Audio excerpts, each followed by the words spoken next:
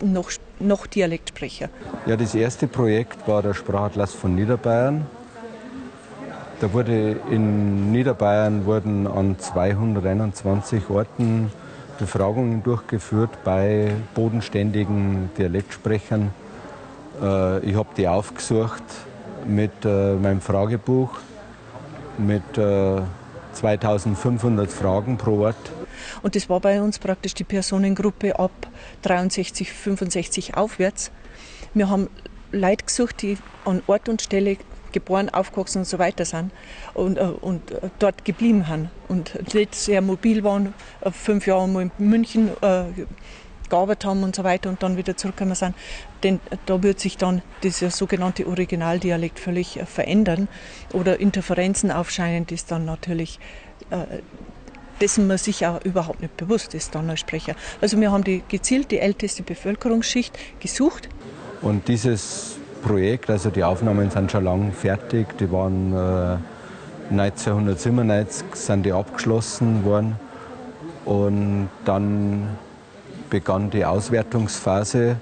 Also ich habe dann die Antworten bewertet, also es gab immer zwei Zahlen, die ein Wort dann die Bewertung erhalten hat und da gab es also 0, wenn keine Antwort gab, also wenn der sagt, da antwortet jetzt nicht drauf oder da hat mit einem anderen Sinn geantwortet, weil er gar nichts mehr damit verbunden hat können. 1 war der örtliche Begriff, also er sagt jetzt das, wo es auch wirklich örtlich üblich ist. Was örtlich üblich ist, das habe ich ja vorher im Sprachatlas von Niederbayern nachgeschlagen, was der örtliche Begriff ist für Heidmühle, was also in den 90ern der Älteste am Ort dann gesprochen hat. Und dann 2 war ein Begriff, der nicht örtlich war, aber auch nicht Hochdeutsch. Also irgendein anderes bayerischer Begriff, der irgendwie eingeflossen sein muss. Und 3 war dann Hochdeutsch, also direkt das hochdeutsche Wort dazu, auch Hochdeutsch ausgesprochen. So, die Leute in Österreich kennen natürlich das Bayerische hauptsächlich aus dem Fernsehen, was weiß ich, irgendwelche Fernsehproduktionen aus München, Kabarettisten oder Volkstheaterstücke oder so Sachen wie Bulle von Tölz. Das ist aber alles entweder münchnerisch oder Land-Oberbayerisch. Was ist jetzt eigentlich der Unterschied zum Niederbayerischen? Wie kann man sich das vorstellen? Was klingt das auch für das ungeschulte Ohr merklich anders?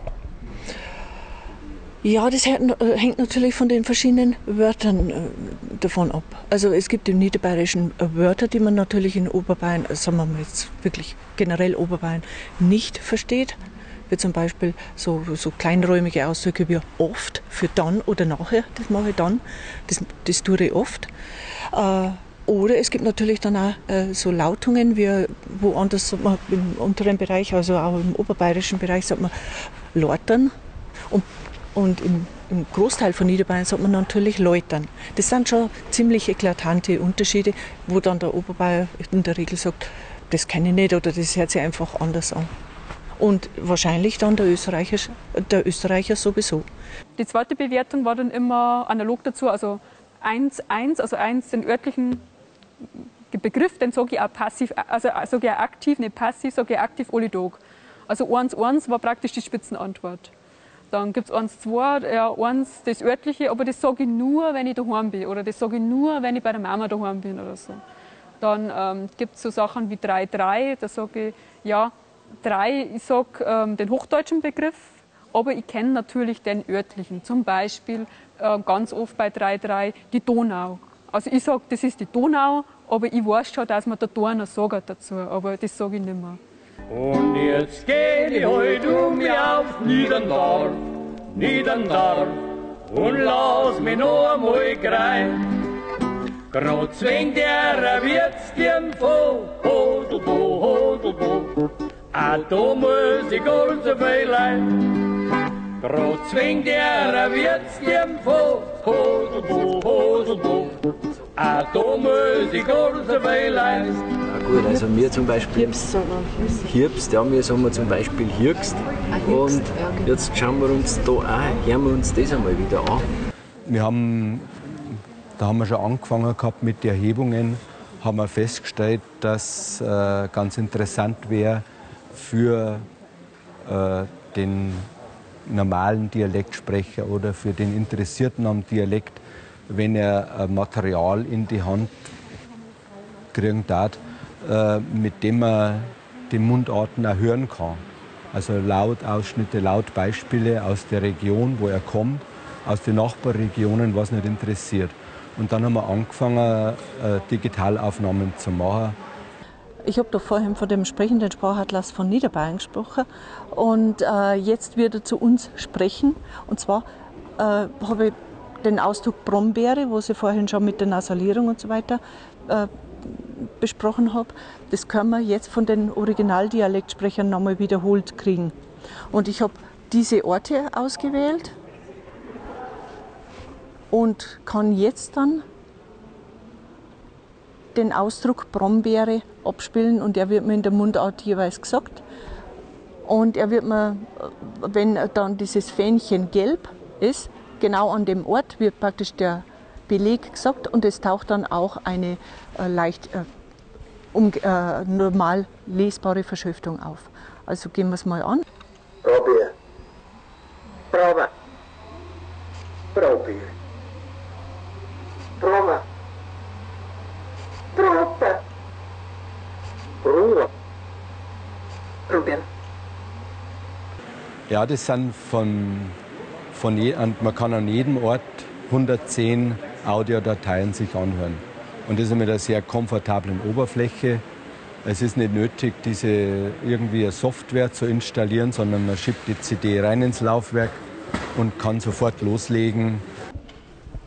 Also bei der Auswahl habe ich jetzt diesen Satz, man kann nicht immer still sein, ausgewählt, weil da wahrscheinlich auch bei dem Sa die Nasalierung deutlich hörbar sein wird.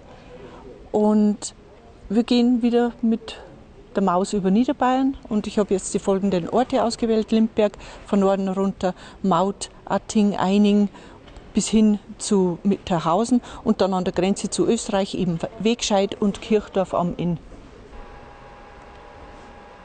Man kann nicht überstaat sein. Man kann nicht überstaat sein. Man kann nicht überstaat sein. Man kann nicht überstaat sein. Er kann nicht überstaat sein. Wir können nicht überstaat sein. Man kann nicht überstaat sein.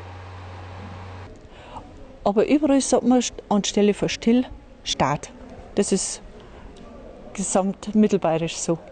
Man kann diese Lautbeispiele und die Orte beliebig kombinieren und in einer beliebigen Reihenfolge sich vorsprechen lassen. Und man bekommt halt dann einen sehr plastischen Eindruck von der Sprachregion Niederbayern. Also gibt es Situationen, in denen sie lieber Hochdeutsch sprechen, sagt die alte Generation nur zu 20% ja. Also 80% sagt nein, also es gibt jetzt keine Situation, in denen ich lieber Hochdeutsch rede. Die mittlere Generation sagt zu 100% nein, also es gibt keine Situation, in denen ich lieber Hochdeutsch rede, ich rede immer Dialekt. Und bei der jüngeren Generation, da sagt man schon wieder deutlich, also es gibt anscheinend für 40% von der jüngeren Generation schon Situationen, in denen es lieber Hochdeutsch spricht und den Dialekt halt dann ablegt im Austausch zum Hochdeutschen. Obwohl schon noch immer 60% sagen, nein, also ich rede lieber Dialekt, als dass ich Hochdeutsch oder was anderes rede.